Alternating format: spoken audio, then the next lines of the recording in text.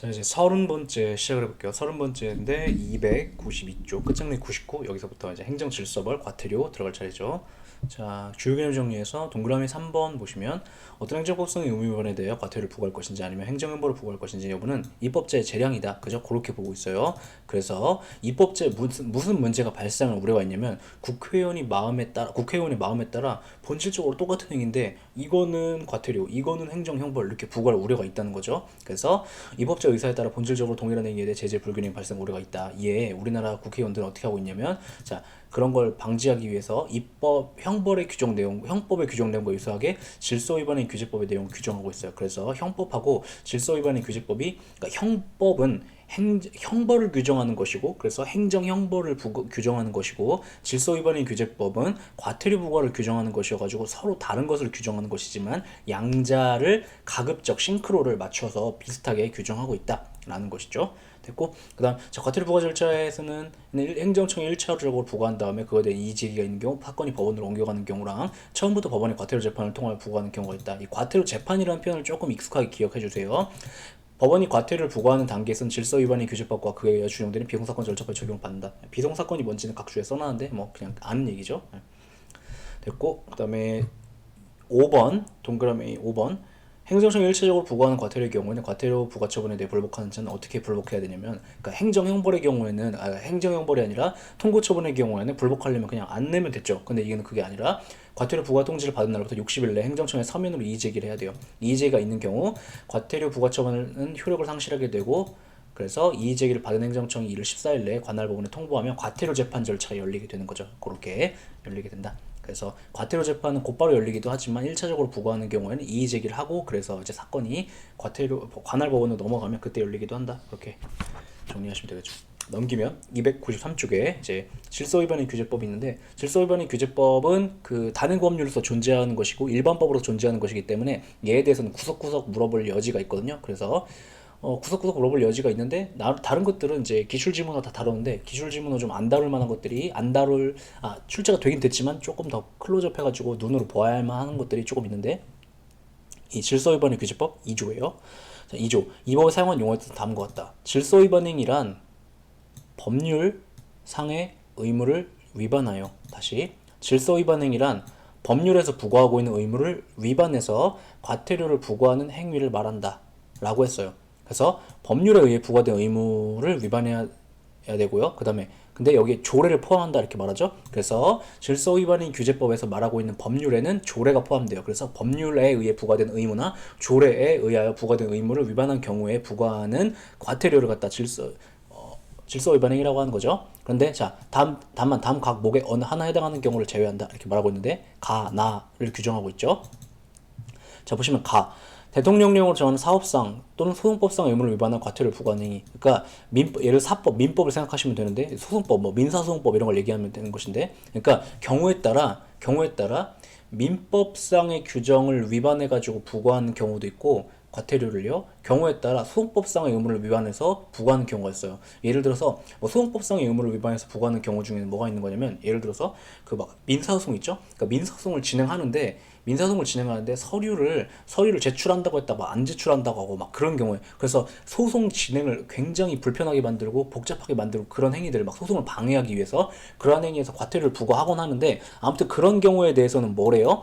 질서 위반 행위에 해당하지 않는다고 본대요. 질서 위반 행위에 해당하지 않으면 뭐가 어쩌다는 건데 그러면 이 질서 위반의 규제법에 적용을 받지 않는다는 얘기를 하고 있는 거예요. 그래서 여기 보시면 대통령령으로 정하는 이렇게 되어 있죠. 그래서 그 질서 위반의 규제법 시행령이 지정되어 있고 그 2조에 가보면 1항에 질서 위반의 규제법 2조 1호 감옥에서 대통령령으로 정한 사업상 소송법상 의무를 위반한 과태료를 부과하는 행위란 뭘 말하냐면 예를 들어 민법이나 상법과 같은 사법이나 민사소송법, 가사소송법, 형사소송법 이런 그 소송법상의 의무를 위반해가지고 부과하는 과태료를 말하는 것이다 라고 되어 있고 나목도 있는데 법조문에 대통령령으로 정하는 법률에 따른 징계사유에 해당해서 과태료를 부과하는 행위에 대해서도 질서위반의 규제법을 적용하지 않는다라고 말하고 있는데 대통령령을 열어보면 뭘 얘기하고 있냐면 공증인법, 법무사법, 변리사법, 변호사법 등 이렇게 단체를 유지하기 위한 목적으로 예를 들어서 법무사 단체, 변호사 단체에서 그 구성원들에게 부과하는 과태료를 부과할 수 있게 하는 경우가 있거든요. 그럴 때 거기에 대해서는 이 질서위반의 규제법이 아니라 별도의 법률들이 존재하고 그거에 따라 사건을 처리하게 하고 있어요. 그래서 그런 법률이 있다라는 것이고 그 다음에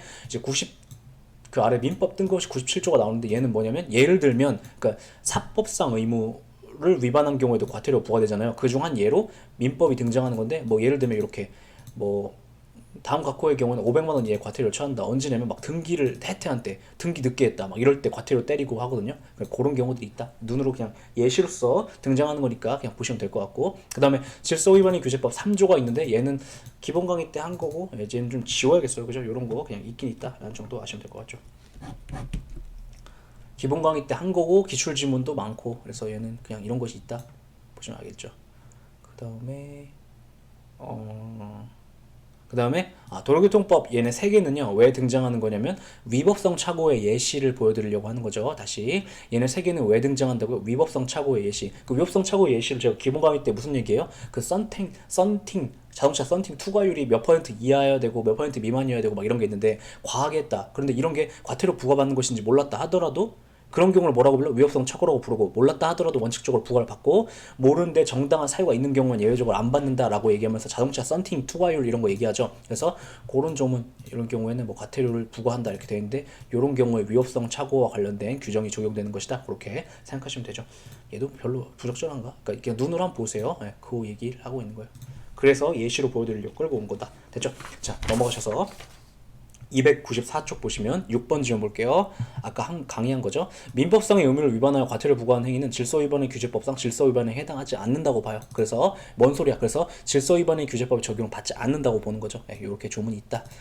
출제되지 않다가 작년에 드디어 한번 출제했죠. 그 다음에 10년 전에, 그러니까 11년 전에 한번 출제한 적이 있는데 여기 2호도요.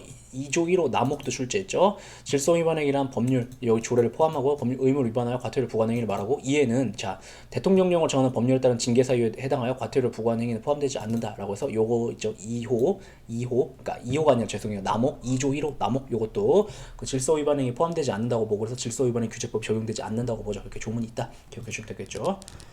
그다음에 또 자 295쪽 가셔서 12번 지문 보시면 295쪽이요.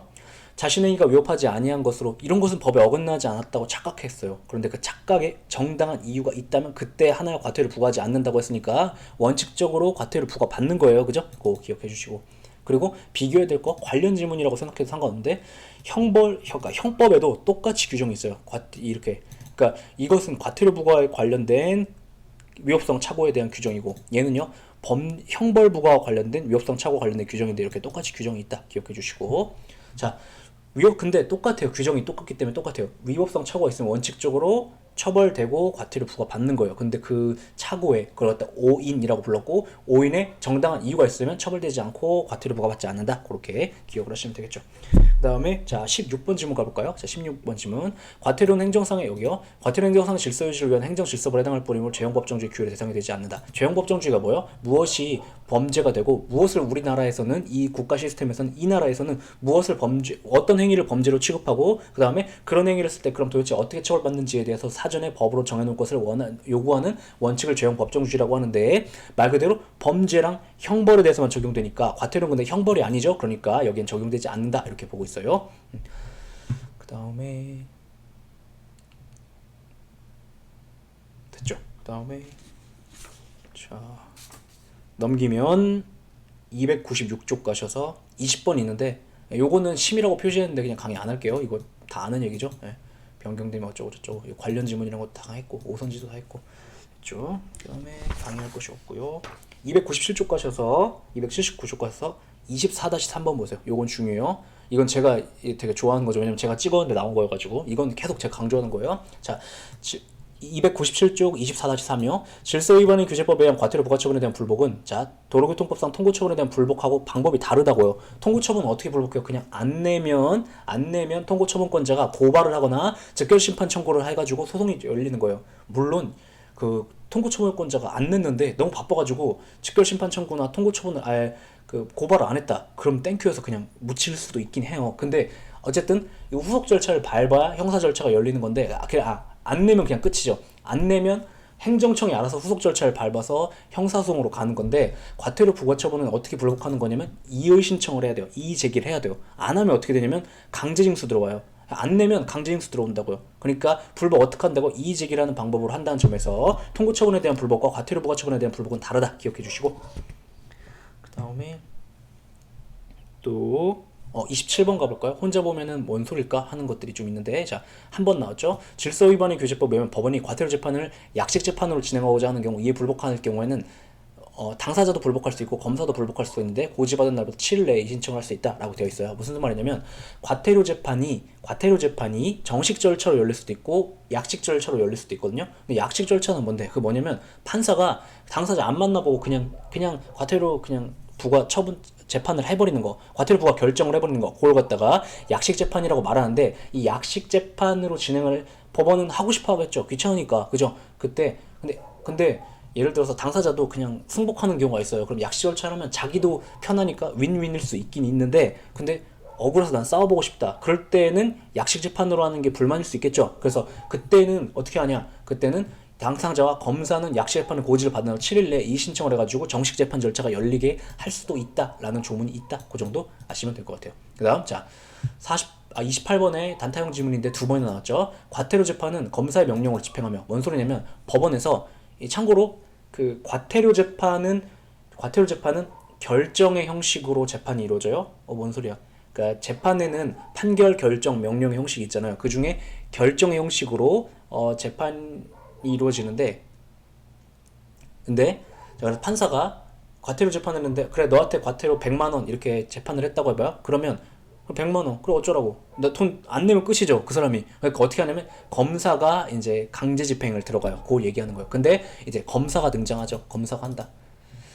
그리고 그 명령은 집행령에 있는 집행권원과 동일한 효력이 있다. 이 집행권원이라는 것은 뭐냐면 그 집행권원이라는 것은 예를 들어서 갑과 을이 싸웠어요. 갑과 을이 싸우는 게 아니라 갑과 을이 이제 민사소송을 제기한 거예요. 갑이 을한테 100만 원을 빌려줬는데 을이 안 갚는 거예요. 그래서 갑이 갚으라고 이행 청구 소송을 제기해서 민사법원에 가요. 그래서 판사가 그래 을 너 갚어라고 해서 이행명령 판결을 내리잖아요. 그런데 그 을이 또 그래 알았어 하고 배째고 가만히 있다가 그럼 어떻게 돼요? 그러니까 그런 경우에는 이행명령 판결이 떨어지잖아요. 그럼 법원에 그 판결문을 갖다가 제출을 해버리잖아요. 그럼 법원에서 알아서 강제 집행을 들어가 줘요. 그 문서를 집행권원이라고 불러요. 근데 그래서 보시면 집행권원은 추가적인 법원의 재판이 없어도 법원에 강제 집행을 신청할 수 있는 권한을 부여해주는 문서를 통틀어서 민사집행법상 집행권원이라고 말하는데 너무 어렵죠. 근데 아무튼 그런 문서를 말하는데 그 검사가 명령을 하면 그 명령장을 가지고 행정청이 그걸 법원에 제출하잖아요. 그럼 법원에서 강제 집행을 해준다 이런 얘기예요. 그리고 동일한 효력이 있다. 단타형으로 기억을 해주세요. 얘도 좀 지역적이죠. 근데 질서위반의 규제법이라는 중요한 법률에 존재하는 것이기 때문에 출제가 되곤 해요. 근데 아무튼 그렇다. 자, 요거는 진짜 지역적인데 관련된 건데 그냥 눈으로 보세요. 그 다음에 29번 과태료는 당사자 과태료 부과처분에도 이의를 제기하거나 제기하지 아니한 채 질서위반의 규제법에 따른 이의제기 기한이 종료한 후 사망한 경우에는 상속재산에 대해 집행할 수 있다. 이 무슨 얘기하고 있는 거냐면 자, 그 과태료를 부과받으면 60일 내에 이의 신청을 해가지고 불복할 수가 있죠. 맞죠? 그건 아시죠? 다시 과태료 부과하면 60일 내에 이의 신청해서 불복할 수가 있어요. 근데 이의 신청 안 했고 60일이 지나버렸다. 그걸 갖다가 과태료 부과 처분이 확정됐다 이렇게 표현하는데 그래서 확정되면 이제 그 사람은 과태료를 이제 내야 하는 의무를 부담하게 되는 거예요. 딱 확실하게. 근데 그 상황에서 날짜 끝났는데 죽었대요. 그러면 상속재산에 대해 집행할 수 있다? 그게 무슨 말이냐면 상속재산이라는 것은 남겨놓고 죽은 재산을 말하는 거예요. 남겨놓은 재산에 대해 강제집행 들어갈 수 있다. 무슨 얘기하는 거냐면 이 과태료 부과 처분이 되었다라면 그 과태료 납부 의무는 상속된다. 이렇게 얘기하고 있는 거예요. 이해돼요? 네. 그 다음에 29-1번 보시면 과징금 채무 있죠. 과태료 말고 비교해야 될 걸로 과징금 채무도 사망하면 포괄 승계된다. 어쩌라는 거지? 상속된다. 이렇게 얘기하고 있는 거. 상속된다. 그걸 포괄 승계된다. 이렇게 표현하는데 이 표현 기억해 주세요. 포괄 승계된다. 뭐라고요? 상속된다. 이런 얘기예요. 과징금 채무 상속 과태료 확정됐을 경우엔 상속. 이렇게 기억해 주시면 되겠죠. 근데 비교될 것으로 또 이것이 있어요. 구건축법상 이행강제금은 구건축법 소정이 위반행위 시정명령 받은 후 어쩌고저쩌고 부과되는 간접강제 일종으로서 그 이행강제금을 납부이면 상속인 기타 사람에게 생겨될 수 없는 일신전속적 성격이기 때문에 이미 사망한 사람에게 이행강제금을 부과하면 그것은 무효고, 그 다음에 이행강제금을 부과받은 사람에 의해 재판 절차가 개시된 후에 그 이의한 사람이 죽으면 사건 자체가 목적을 잃고 재판도 끝나버린다. 상속 안 된다는 얘기예요. 상속 안 된다는 얘기를 죽은 사람에게 부과한 무효고, 부과했는데 그래서 그 사람이 불복해서 재판을 하고 있는데 죽어버렸다. 그러면 상속이 안 되니까 재판도 그냥 종료된다. 이렇게 말하고 있는 거예요. 왜냐하면 상속인은 어떤 행정법상의 명령을 받았음에도 불구하고 그 의무를 이행하지 않은 사람이 아니기 때문에 그래요. 양자의 차이는 뭐지?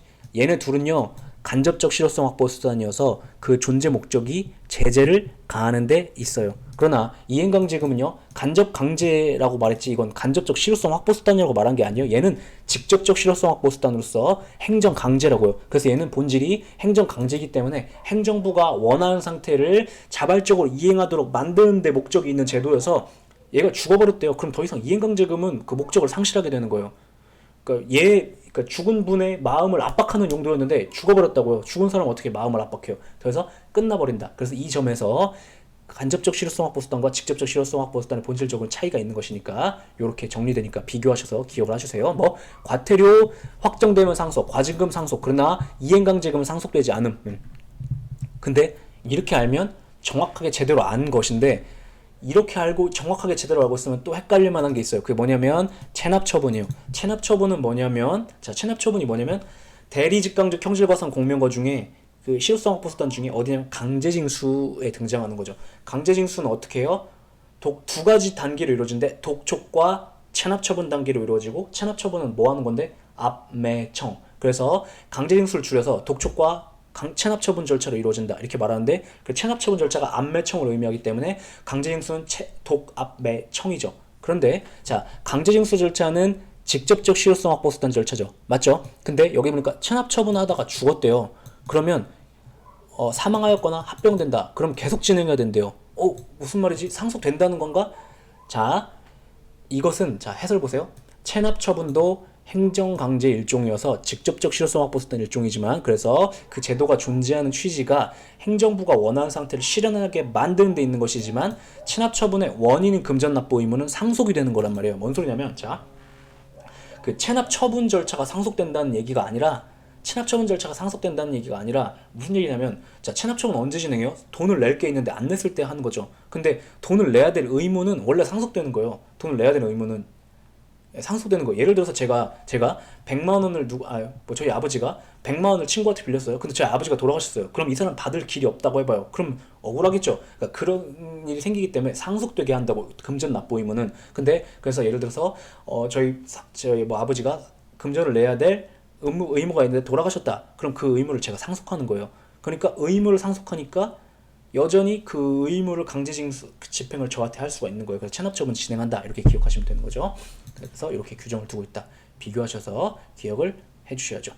그 다음에 31번 지문 가보시면, 과태료 사건은 다른 분의 특별한 규정에 있는 경우 제공을 당사자 주소지의 지방법원 또는 그 지원에 관할로 한다. 과태료 사건이라는 건 과태료 부과 재판은 이걸 얘기하고 있는 건데, 자 보세요.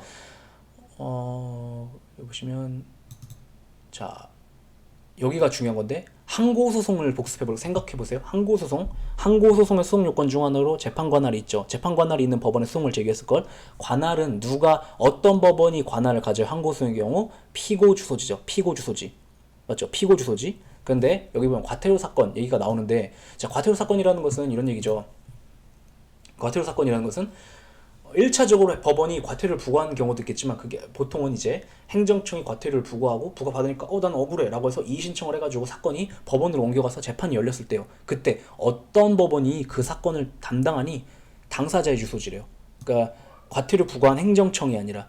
그래서 이 뭐랑 혼동하시면 안 되냐면, 소송에서 원고와 유사한 지위에 있는 당사자의 주소지를 관할하는 법원이 관할권을 갖는다고 보고 있어요. 그러니까 지금 막 문제 제기를 한 놈의 주소지를 관할하는 법원. 이해돼요, 뭔 소린가? 그러니까 항고소송은 피고의 주소지잖아요. 그래서 행정청의 주소지잖아요. 근데 여기는 그게 아니라 당사자의 주소지예요. 국민의 주소지. 그래서 이것도 비교해서 기억을 해주세요. 괜히 말씀드려서 괜히 헷갈리는 건가? 헷갈리시는 분 그냥 지우세요. 나는 안 헷갈리는 네가 말해서 괜히 헷갈리게 됐다. 그런 분은 그냥 지우세요.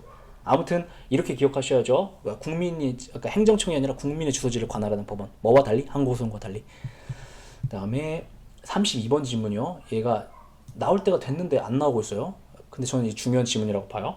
심신장애로 인하여 행위의 옳고 그름을 판단할 능력이 없거나 그 판단에 따른 행위를 할 능력이 없는 자의 질서 위반 행위는 과태료를 부과하지 않아요.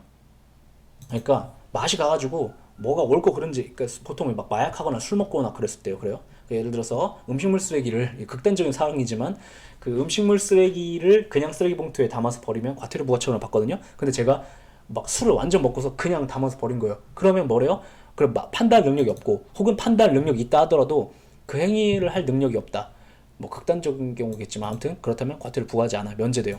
또 심신장애로는 이와 같은 능력이 없는 것이 아니라는 제가 써놓은 거예요. 그게 아니라 미약한 자, 있긴 있는데 약하다. 그러면 깎아준다. 이런 규정이 있대요. 이게 원래는 형법전에 있는 거예요. 근데 그거를 그대로 복붙한 건데, 근데 요게 나와야 되는데 출제는 지금까지 얘가 작년에 한 번 됐어요. 뭐 스스로 심신장애 상태를 일으켜 질서 위반 행위를 한 자에 대해서는 과태료를 감경하다 면제하지 않는다. 이게 무슨 말이냐면, 제가 이게 형법에선 적용될 일이 가끔 있는데 행정법, 아까 과태료 부과와 관련해 가지고는 잘 적용될 일이 없는데, 극단적이지만 예를 들어 볼게요. 제가 그 쓰레기를 음식물 쓰레기 봉투를 사서 버리기가 너무 아까운 거예요. 그래갖고 근데 법전을 보니까 맛이 간 상태에서 음식물 쓰레기를 그냥 쓰레기 봉투에 버리면 과태료를 안 받네. 그래가지고 제가 술을 만땅 먹고서, 그래갖고 맛이 간 상태에서 해가지고 취해가지고 일부러 먹은 거죠. 나는 술을 취하면 음식물 쓰레기를 그냥 쓰레기 봉투에 담아서 버린다는 걸 알고서, 그래서 만땅 먹고, 그래서 그 상태에서 버렸다. 그럼 그때는 깎아주지 않는다는 거예요. 왜냐면 심신장애 상태를 네가 유발한 것이니까. 그 얘기하는 거죠. 네가 알고 원해서 유발한 거니까. 됐죠? 실제로는 이게 형법전에서 엄청 복잡한 조문인데 그냥 이렇게 법 규정만 기억하시면 될 것 같아요. 됐죠? 그다음에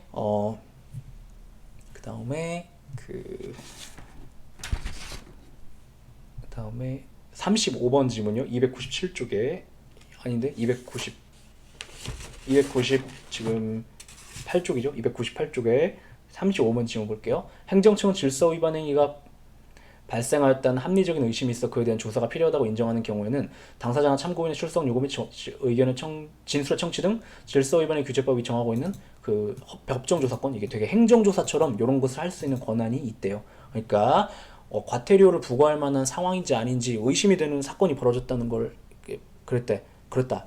그렇게 의심이 들었다. 그러면 참고인이나 당사자 출석 요구할 수도 있고 진술 청취할 수도 있고, 그래서 이렇게 조사를 해볼 수도 있는 권한이 있다. 그렇게 중요한 건 아닌데 올해 소방직으로 나왔어요. 그러니까 기억을 해두세요. 그 다음, 자 36번 마지막. 자, 사업주 갑에 고용된 종업원 을이 영업행위 중 사고를 쳤다. 이 위반행위에 대해 1번 내려진 시정명령에 따르지 않았다는 이유로 을이 과태료 부과처를 받았다 하더라도 당초 위반행위로 이유로 을을 형사처벌할 수 있냐? 뭐 물어보는 거냐면, 그 과태료랑 형사처벌 병과에서 부과할 수 있냐? 된다라고 보죠. 다시. 자, 그러니까 이건 뭘 물어보는 거냐면 일사부재리 원칙 물어보는 거예요. 일사부재리 원칙이 뭐냐면 처벌을 두 번 부과할 수 없다, 이런 소리인데, 처벌이 그럼 뭔데? 이거에 대해서 대법원은 뭐라고 이해해요? 대법원은 형벌 부과를 처벌이라고 이해하죠. 그죠? 근데 우리 대법원하고 다르게 헌법재판소는 과태료까지는 처벌이라고 보는 경향이 있어요. 맞죠? 그래서 대법원의 입장이 아니라 헌법재판소의 입장에 따르면 이 경우 할 수 없다라고 볼 여지가 있는데, 헌법재판소 입장에 따라야 하는 것인지 대법원의 입장에 따라야 하는 것인지 안 주어진다. 그럼 대법원의 입장에 따라서 처리하세요. 어쩌라고? 형벌 아니면 두 번 부과 가능하다고 봐요. 그래서 과태료 부과했다 하더라도 형사처벌 부과 가능하다, 이렇게 정리하시면 된다고요. 그래서 문제가 없고요. 그 다음에 2번, 행위자에 의해 사업주를 벌한다는 명문의 규정이 없더라도, 무슨 말이에요? 양벌 규정 없다 하더라도 관련 규정의 해석에 의해 과실이 있는 사업주도 벌할 뜻이 명확한 경우엔 을 외에 갑도 처벌할 수 있다. 그러니까 원래 형벌은 부과하려면 고의범에 대해서만 부과하는 거고, 과실범에 대해서는 처벌한다 안 한다 명문 규정이 없으면 부과할 수 없는 게 원칙인데, 우리 대법원은 어떤 입장을 취하고 있냐면 과실범의 경우 이게 행정형벌이라면, 일반적인 형벌이 아니라 행정형벌이라면 해석을 해봐가지고 명문의 규정이 없어도 이 경우에 과실범이라도 처벌하겠다는 뜻이 확실한 경우엔 처벌할 수 있다고 보거든요. 그런데 양벌 규정의 경우, 알바가 있고 사장님이 있을 때 알바가 사고 치면 얘에 대한 선임 감독을 잘못했다는 이유로 사장님을 처벌하는 거잖아요. 양벌 규정이라는 것은. 근데 양벌 규정은 말 그대로 선임 감독을 잘못했다는 걸 처벌하는 거죠. 그러니까 이건 보통 과실을 처벌하는 거라고요. 근데 과실범도 처벌하겠다는 뜻이 명확한 경우 처벌할 수 있죠. 그래서 이때는 된다라고 봐요.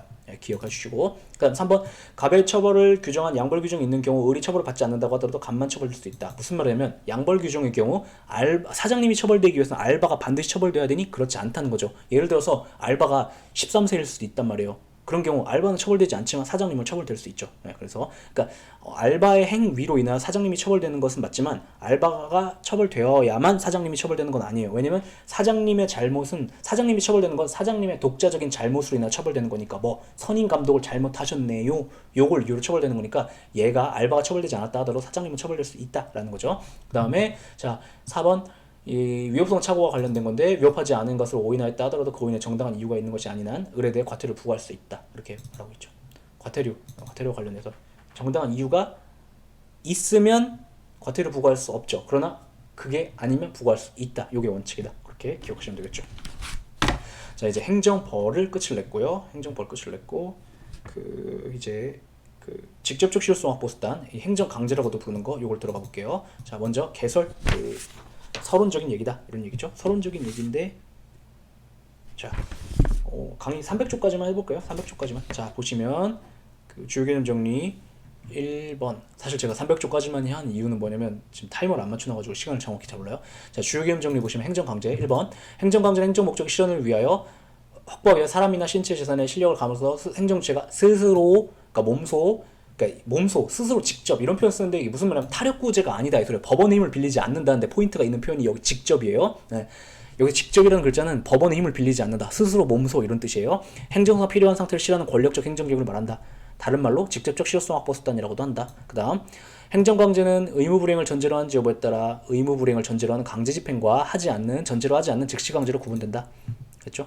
자 3번이 제가 하고 싶은 얘기인데 행정체가 행정강제수단을 활용하는 것은 자력구제를 한다는 거죠. 법원 힘을 빌리지 않는다는 거죠. 그래서 행정강제수단을 활용하여 행정 목적을 실현할 수 있는 경우에는 그런데도 불구하고 소송을 제기하면 각하돼요. 소송을 통하여 행정 목적을 달성하려는 것은 허용되지 않는다. 왜냐하면 소의 이익 때문에 그래요. 웬 뜬금없는 소의 이익? 왜냐하면 자력구제가 가능한데도 법원의 힘을 빌려 소송을 제기하는 것은 불필요한 소송판을 벌리는 거죠. 그러니까 이 경우는 소송판을 허락해줄 필요가 없다. 소의 이익이 없다. 소의 이익은 소송을 구태여 벌여야 해서 판결로서 구제를 해줘야 될 이익, 효용, 쓸모를 가리키죠. 그러니까 없어서 각하된다고요. 이 되게 중요한 거죠. 그 다음에 요것은 4번 보세요. 행정강제수단을 활용하는 국민에 대해 침입적 행정작용을 하는 것이기 때문에 이건 아는 얘기하는 건데 그것을 허용하는 명문에 별도의 규정이 있는 경우면 된다라고 보고 있죠. 그래서 그러니까 어떤 의무를 불이행한 경우 행정강제를 사용하는 건데 의무만을 부과하는 규정만이 있다는 이유만으로는 행정강제까지 할 수 있는 것은 아니고 별도로 추가적인 규정이 있어야 한다. 그걸 길게 써놨죠. 이렇게 그 얘기를 하고 있는 게 그 4번 동그라미 4번 얘기예요. 그 다음에 299쪽에 관련 지문 3 보시면 3 맞나? 네, 3 여기 지금 요 3-3을 강의하기 위해서 3번을 볼게요. 자, 관계법령상 행정대집행 절차가 인정돼가지고 행정대집행으로 실현할 수 있는 경우 민사소송 되니 안 된다고 봐요. 왜냐? 행정대집행이 뭐예요? 행정강제죠. 행정강제할 수 있으면 굳이 왜 민사소송 제기해서 권익을 구제받으려는 거야? 안 돼. 어떻게 될까요? 각하. 소의 이익이 없어서 그 얘기하고 있는 것이고 또 이제 같은 얘기가 3-1, 3-2 계속 같은 얘기하고 있는 거예요. 근데 이 지문을 이해하려면 행정대집행이 행정강제에 해당한다는 정도는 아셔야죠. 그래야 그 좌표를 잡아가지고 딱딱 떠올리셔가지고 풀어낼 수 있게 되겠죠. 그 다음 3-3번 보세요. 국공유 혹은 국유 혹은 공유, 일반 재산인 대지에 대하여 대부계약이 해지되어 국가가 원성회복으로 지상의 시설물을 철거하려는 경우 이는 대집행 대상이 되기 때문에 행정대집행에 따라 대집행해야 되고 민사소송의 방법으로 시설물 철거를 구하는 건 허용되지 않는다. 자, 무슨 얘기하는 거냐면 행정대집행이 되니까 민사소송 안 된대요. 그래 방금 한 얘기잖아. 근데 강의 왜 하는 거야? 왜 하는 거냐면 이게 독특하기 때문에 그래요. 자, 행정대집행의 대상이 되는 의무는 공법상의 대체적 자기 의무죠. 다시 행정대 집행의 대상이 되는 의무는 공법상의 대체적 자기 의무를 불이행해야만 행정대 집행 들어갈 수 있죠. 근데 자, 일반 재산이래요. 일반 재산과 관련된 법률 관계는 무슨 관계요? 사법상의 법률 관계죠. 그런데 일반 재산에 대해서 대부 계약을 체결했다. 그러니까 이 계약은 사법상의 계약이에요. 그 해지됐다. 그럼 사법상의 계약을 해지했다는 거예요. 사법상의 계약을 해지해서 국가가 그러니까 상대방이 원상회복 의무를 부담하는데 그걸 이행 안 한다. 그러니까 원상회복 의무는 여기서 무슨 의무냐면 사법상의 의무라고요. 근데 사법상의 의무에 대해서 웬 행정대 집행이 가능하다는 거지? 아, 그게 출제의 포인트인가 보다 라고 해서 이걸 않는다, 틀렸다 이렇게 처리하시면 안 되고, 국공유 일반 재산에 대해서는 사법상의 법률 관계임에도 불구하고 그거에 대해서는 불이행했을 때 대부계약 해지했는데 원상회복 의무 불이행한다. 그러면 행정대 집행 들어갈 수 있다고 명문의 규정이 있어요. 그래서 이 경우는 사법상의 경우 의무 불이행의 문제이지만 행정대 집행이 가능하고 행정대 집행이 가능하니까 민사소송 제기 안 된다. 이렇게 판례가 있는 것이니까 출제의 포인트가 이 경우 행정대 집행 안 되는 건데 그걸 페이크 쳐가지고 물어보나 보다. 그렇게 생각하지 마시라고요. 그냥 출제의 포인트는 행정대 집행이 되니까 민사소송 안 된다 얘기하는 거예요. 그런데 이제 난이도를 계속 높이고 있기 때문에 여기까지 기억을 해 두시자고요. 일반 재산에 대해서는 사법상의 법률 관계이지만 명문의 규정을 둬서 행정대 집행이 가능하다고 보고 있다. 그거까지. 그 다음 4-3 보시면 제3자가 아무런 권한 없이 국유재산에 설치한 시설물에 대하여 해당 국유재산에 대한 사용 청구권을 가진 사인은 일정한 경우는 국가를 대위하여 민사소송 시설물 철거를 구할 수 있다 라고 해서 이제 또 별개 얘기인데, 자 보시면 제3자가 아무런 권한 없이 국유재산에 설치한 시설물에 대하여 해당 국유재산에 대한 사용 청구권을 가지는 사인은 이 경우 국가를 대위하여 민사소송으로 해당 시설물 철거를 구할 수 있다. 무슨 말이냐면, 자 국가가 있어요. 국가가 국유재산을 가지고 있는데 그냥 어떤 땅이에요. 근데 이거를 갑이라는 사람한테 빌려줬어요. 상황 이해돼요? 갑이라는 사람한테 빌려줬어요. 근데 빌려줬다는 건 어떤 땅을 갑이 사용할 수 있는 권리를 갖고 있다는 거죠. 맞죠? 맞죠? 근데 이 땅에 을이 와가지고 뜬금없이 여기다 건물을 짓고 사는 거예요. 상황 이해돼요? 예. 그때 갑이 을한테 민사소송 들어갈 수 있냐를 물어보는 거예요. 다시 국가가 있고 국가의 땅이 있었어요. 여기에 그 갑과 계약을 체결하고서 국가가 갑한테 이제 여기를 쓸 수 있는 권한을 줬어요. 권리를 줬어요. 근데 갑이 이 땅을 쓰기도 전에 을이 먼저 여기 집을 짓고 살아요. 그러면 갑이 을한테 민사소송 제기할 수 있냐? 물어보는 것인데 문제가 된 건 뭐냐면, 원래 행정강제 가능하다면 민사소송 안 되죠. 그러니까 소송이 안 되죠. 그런데 이 경우에 국가는 행정대 집행할 수 있잖아요. 맞죠? 그러니까 민사소송 안 되는 거 아니야? 이렇게 생각했는데 이제 문제가 된 건 뭐냐면, 누가 민사소송 제기할 수 있냐로 물어보는 거예요. 그 갑이, 개인이 민사소송 제기할 수 있냐가 문제가 되는데 대법원 된다. 왜냐하면 이 경우에 개인은 행정대 집행을 할 수 있는 상황이 아니죠. 맞죠? 개인은 행정대 집행을 할 수가 없어요. 개인 행정대 집행을 할 수 없으니까 행정강제를 할 수 없고, 그러니까 민사소송 들어올 수 있다 이렇게 본 거예요. 이해되시죠? 그래서 해설 보시면 이 경우 국가는 행정대 집행할 수 있겠지. 국가가 민사소송하는 건 안 되겠지. 그래서 국가를 대위한 사인이 행정대 집행 권한을 행사할 수 있는 것은 아니지. 그런데 국가를 대위하는 사인이 행정대 집행 권한을 행사할 수 있는 건 아니잖아요. 그러니까 민사소송 들어갈 수 있다 이렇게 보는 거예요. 네. 그렇죠? 그러니까 사인은 행정대 집행을 할 수가 없으니까. 참고로 대위한다는 게 뭘 써놨는데, 그러니까 국가 대신 민사소송으로 들어갈 수 있냐 이렇게 보는데 안 된다고 봐요. 된다고 봐요. 민사소송 들어갈 수 있다. 대위하여 무슨 말인지 몰라도 돼요. 개인은 들어갈 수 있다. 왜냐하면 좀 쓸데없는 얘기인데, 쓸데없다기보다 좀 깊이 있게 설명하자면, 지금 국가는 갑이랑 계약을 체결했는데 갑 말고 을이 지금 무단으로 들어와 살고 있는 거죠. 그런데 갑은 국가에 대해서만 권리를 취득한 거지 을에 대해서는 아무 권리가 없어요. 그러니까 이 소유권자는 국가니까 을한테 나가라고 할 수 있는 건 국가뿐이거든요. 국가. 그러니까 갑은 을한테 나가 이렇게 얘기할 권리가 없어요. 그래서 국가가 가진 권리를 대신 행사해가지고 민사소송 들어갈 수 있다는 거죠. 그러니까 원래 국가도 을한테 나가라 이렇게 요구할 수 있는 민법상의 권리를 갖는 것인데, 그러니까 사법상의 권리를 갖는 것인데 행정소송이 가능하기 때문에 어쩔 수 없이 소송은 안 된다는 것 뿐이었단 말이에요. 그래서 이 경우에 갑이 국가가 을에 대하여 갖는 권리를 행사해가지고 민사소송 들어갈 수 있어요. 왜냐하면 이 경우 갑은 행정소송 못 들어가니까. 행정강제 대집행 못 들어가니까. 그 다음에 그 300쪽 가셔서 6번 지문 보시면, 자, 요거는 그 조금, 그러니까 행정강제가 가능하면 소송이 안 된다는 법리를 잘 알고 있으면 그걸 정확하게 기억하고 있으면 헷갈릴 수 있기 때문에 끌고 온 건데, 자 보세요. 국가는 국유재산의 무단점유자에 대하여 변상금을 부과하고 안 내면 강제징수 들어갈 수 있는데, 그거랑 별도로 민사상 부당이득 반환 청구의 소를 제기할 수 있대요. 다시, 국가는 국유재산의 무단점유에 대하여 변상금 부과를 하고 안 내면 강제징수 들어갈 수 있는데, 그거랑 별도로 민사상 부당이득 반환 청구권을 행사할 수 있대요. 왜냐하면 변상금 부과 징수권과 부당이득 반환 청구권은 별개의 권리이기 때문에 그래요. 무슨 말이냐면, 자, 국가가 가진 땅을 개인이 무단 점유하잖아요. 그러면 국가는 두 가지 권리를 가져요. 변상금 부과권을 갖고, 그 변상금 부과권을 행사해서 그 변상금 부과 처분을 했는데, 내라고 했는데 안 냈다. 그럼 강제징수 들어갈 수 있어요. 그러니까 변상금 부과권이라는 권리의 실현을 위해서 강제징수라는 행정강제 수단을 사용할 수 있으니까, 변상금 부과권을 행사했는데도 얘가 돈을 안 낸다. 그러면 민사소송으로 변상금 부과권을 실현시킬 수는 없어요. 그런데 자, 국가 땅을 어떤 개인이 무단으로 차지하잖아요. 그러면 국가는 두 가지 권리를 가져요. 변상금 부과권과 부당이득 반환 청구권, 두 가지를 가져요. 근데 둘 중에서 변상금 부과권이 더 높은 액수예요. 20%가 더 많아요. 예를 들어서 부당이득 반환 청구권이 100만 원이잖아요. 100만 원만큼 부당이득으로 너는 남의 땅을 함부로 공짜로 쓰고 있네. 100만 원 내놔. 이렇게 할 수 있는 권리가 부당이득 반환 청구권이라면, 변상금 부과권은 이거는 2할이 가산돼요. 2할. 그래서 120만 원 달라고 요구할 수 있는 권리가 있고, 그다음에 변상금 부과에 대해서는 강제징수 들어갈 수 있으니까 자력구제 수단이 있어가지고 얘가 더 좋아요. 그래서 보통은 변상금 부과권을 행사하는데, 근데 어쨌든, 근데 부당이득 반환 청구권은 별도로 갔죠. 그래서 자, 강제징수 절차가 마련되어 있는 것은 변상금 부과권에 대해서 마련되어 있는 것이지 부당이득 반환 청구권에 대해서 마련된 것이 아니니까, 이때에는 어디냐? 6번 지면 민사소송 들어갈 수가 있어요.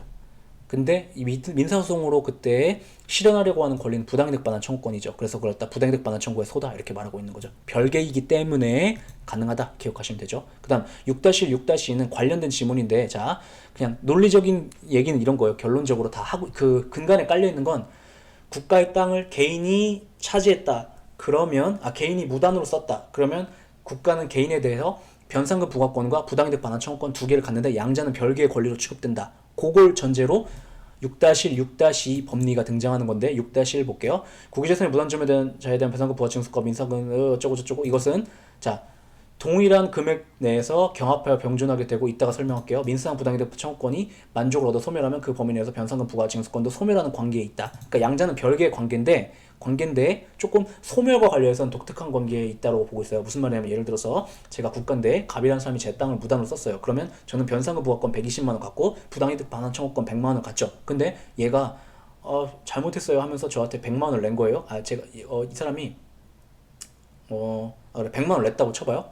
100만 원을 냈다. 그러면 어떻게 되냐면, 국가는 이 사람으로부터, 갑으로부터 220만 원을 받을 수 있는 권리가 있는 게 아니라, 어떻게 되냐면 100만 원을 냈다. 그럼 부당이득 반환 청구권 사라지고 변상금 부과 청구권도 100만 원 부분은 사라지고 20만 원만 남아요. 그러면 저는 이제 20만 원만 달라고 요구할 수 있는 관계 있다라고 보는데, 이게 되게 독특한 거죠. 그래서 이렇게 관계 있다. 그걸 이렇게 말하고 있는 거예요. 그 다음에 자, 6-2번 변상금 부과권과 부당이득 반환 청구권이 별개의 권리이기 때문에 어떻게 보냐면, 한국자산관리공사가 어쩌고 저쩌고, 이거 권리자예요. 이게 한국자산관리공사가 국가의 국유재산을 국가 대신 관리하는 주는 애들이거든요. 그래서 얘네가 변상금 부과 징수권을 행사했다 하더라도 그것은 변상금 부과 징수권을 행사한 것이지 부당이득 반환 청구권을 행사한 것은 아니니까, 부당이득 반환 청구권의 소멸시효는 중단되는 건 아니고, 뭐만 중단된다? 변상금 부과 징수권의 소멸시효만 중단된다고 보고 있어요. 별개로 판단하겠다. 이렇게 관련된 얘기를 하고 있는 거죠. 갑자기 이게 왜 하는 거예요? 요거랑 관련이 있어가지고 요 두 개도 묶어가지고 한꺼번에 다룬 거니까 기억을 해주세요.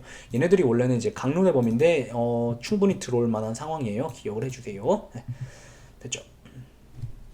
원래는 더 들어가려고 했는데 30강은 여기까지 할게요. 그 다음 시간에 이제 300쪽 제2절 행정대집행부터 여기 밑에 계속 하는 걸로 할게요. 네, 수고하셨어요.